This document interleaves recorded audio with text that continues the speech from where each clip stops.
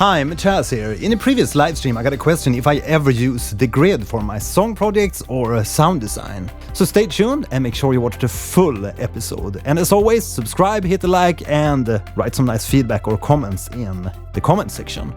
I can highly advise you to watch the full episode by clicking the card up here, because we did a lot of music production in that episode.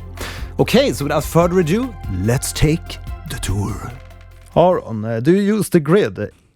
Yeah, sometimes. I actually have a little grid patch for this arrangement. You can see I have a little polygrid patch here. And take a listen first.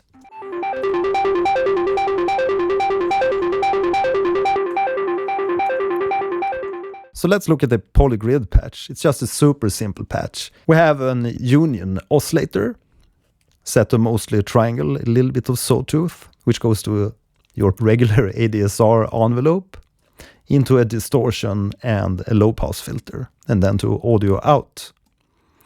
And then the thing that makes this patch interesting, or sounding like analog or grit, and that is that I have an LFO here attached to the input of the phase input of the union oscillator.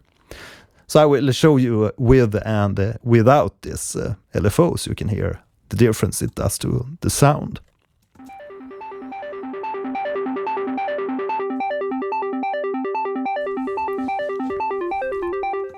So you can hear that the LFO into the phase input here is what makes the sound gritty, and you get that like crispness into it, a little bit of like a tape emulation, if you will. And you can fiddle with the settings here for the LFO into the phase input, and you can see what happens. So let's just do that. We connect the LFO into the phase there, and let's bump up the rate of the LFO.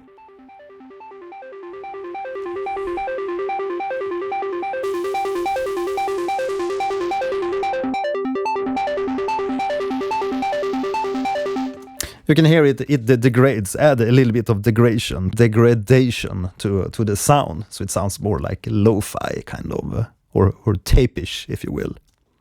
Which I think is a nice addition to that sound. That's why I actually went for doing a grid patch here.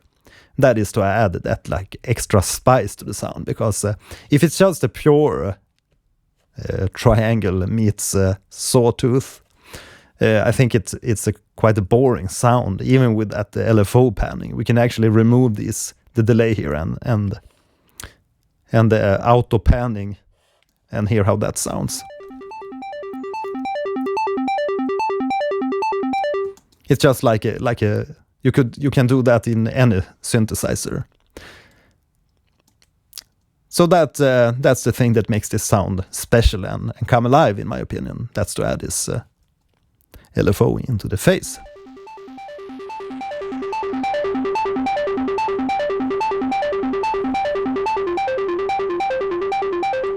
And the auto panning here is we have a classic LFO in Bitwig set to random, and it's hard random, so it moves quickly to these different positions, to the random positions, and you can also see that here on the face. And it's set to 16ths, so it moves with the arpeggio, which is also set to 16th notes.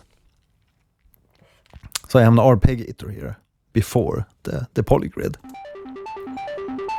So that's the panning. And then after that we have a delay plus, which I think is a really nice delay, especially since you can quickly make it into a ping pong delay. So it flips the delay taps between left and right speaker. And you can also soften taps and add feedback effects, which is also extremely cool.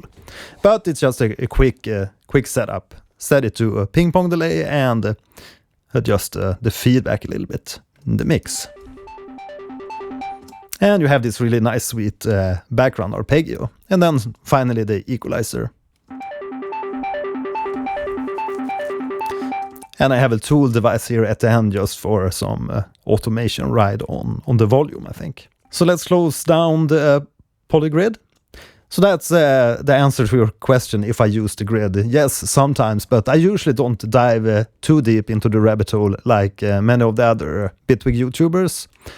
I try to focus on the composition part and melodies harmony, and just trying to write the track instead of just diving too deep in sound design. It can be fun, but I usually don't do it too deep grid diving or modular synthesis diving.